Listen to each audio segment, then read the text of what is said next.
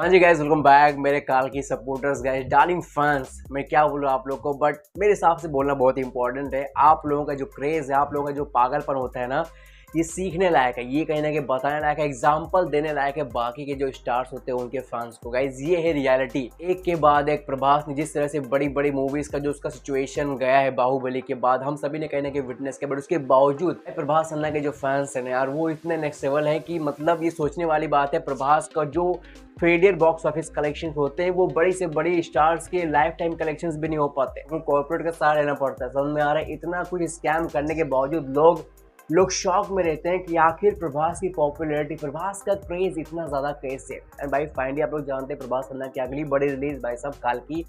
तो भाई काल्की का हम लोग ट्रेलर देख लिया। और हाँ, एक और चीज आपको बता दूंगा, इस काल्की की जो प्री सेल बुकिंग्स है भाई साहब, काल्की की जो प्री सेल बुकिंग्स है north America, USA guys, India's first ever film जिसकी इतनी फास्टेस्ट बुकिंग हुई है। मतलब सीरियसली इंडियाज फर्स्ट ऐसी फिल्म बन करके आना जिसकी प्री बुकिंग बहुत तगड़ी हो रही है गाइस। $1 मिलियन क्रॉस हो चुका है। आंकड़े बताए जा रहे हैं कि 1.05 मिलियन प्लस है। बट ये है पावर, ये है स्टारडम, ये है क्रेज, ये भाई साहब यहाँ पे 600 करोड़ बजट लगाने का रीजन। अब मैं बात कर लेता हूँ थोड़ा मोड़ा भाई साहब हेटर्स को लेकर के।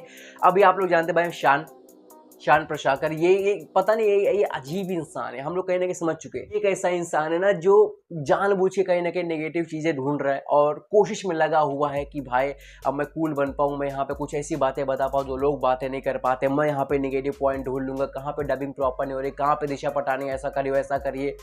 भाई उस चीज को समझ क्यों नहीं पा रहा है कि इस मूवी का बजट 600 करोड़ है और सिर्फ 600 करोड़ के अंदर जो विजुअल्स आप देखते हैं, जो वीएफएक्स का एक उम्दा एग्जाम्पल देखते हैं यार, वो आज तक इंडियन फिल्म इंडस्ट्री के अंदर लोगों ने नहीं विटनेस किया है। जो एक्शन सीन्स हमारे अमित जी कर रहे हैं, समझ में आ रहे हैं, ये सारे के सारे सीन्स, प्रभास का लुक, इतनी कुछ बातें पॉजिटिव चीजें बातें करने के लिए, बट इस बंदे को सिर्फ और सिर्फ दिशा में ध्यान गया। क्यों?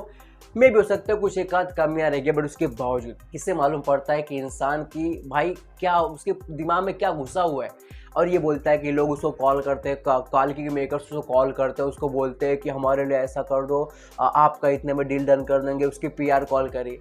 रियलिटी बताऊं भाई, रियलिटी ये होता है कि इन लोगों के नंबर्स मेकर्स के पीआर ब्लॉक करके रखते हैं। ये लोग सामने से कहीं ना कहीं कांटेक्ट करते हैं किसी और के थ्रू, ताकि उनको अपना बोलते हैं ना कि हमको इतना पैसा दो, हम आपकी अच्छी रिव्यू करेंगे, वरना हम भाई ऐसी बातें करेंगे। समझ में आ रहा है? ये कहीं ना कहीं इसका स्कैम रहता है। इसको लगता है कि ये इस तरह की बातें करता है कूल बनता है। भाई मेरे, तो कूल नहीं तो अप्रैल फुल बन रहा है। एक तरफ सारी के सारे यूट्यूब कम्युनिटी जो भाई हर कोई तारीफ कर रहा है, हर दूसरा बंदा तारीफ कर रहा है। सूरज कुमार खुद जो यहाँ पे बेचारा परेशान हो गया था, समझ में आ रहा है, जब उसने यहाँ पे सलार की बुराई की थी। क्यों?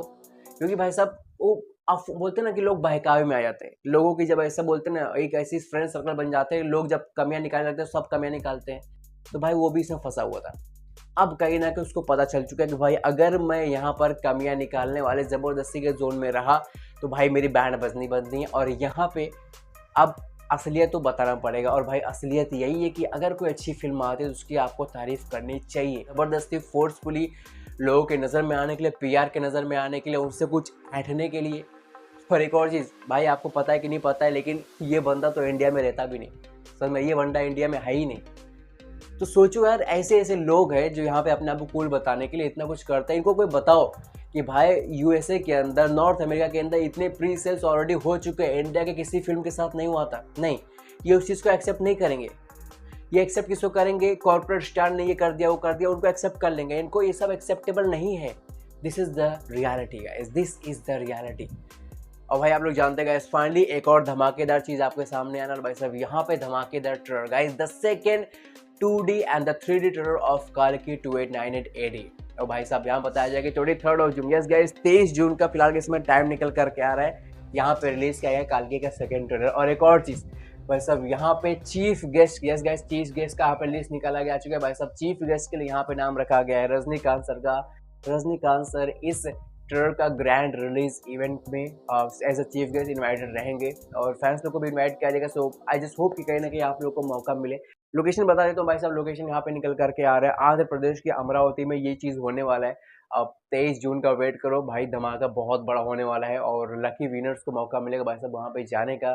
तो कोशिश करते रहो कहीं ना कहीं पेजेस वगैरह से कनेक्टेड रहो। बाकी चांद जैसे बहुत लोग आए और गए, प्रभास हिस्ट्री क्रिएट करता आया और हिस्ट्री क्रिएट करता रहेगा। Thank you so much guys, अभी के लिए इतने, बाकी कमेंट करो और बताओ आपका क्या ख्याल है। Bye bye.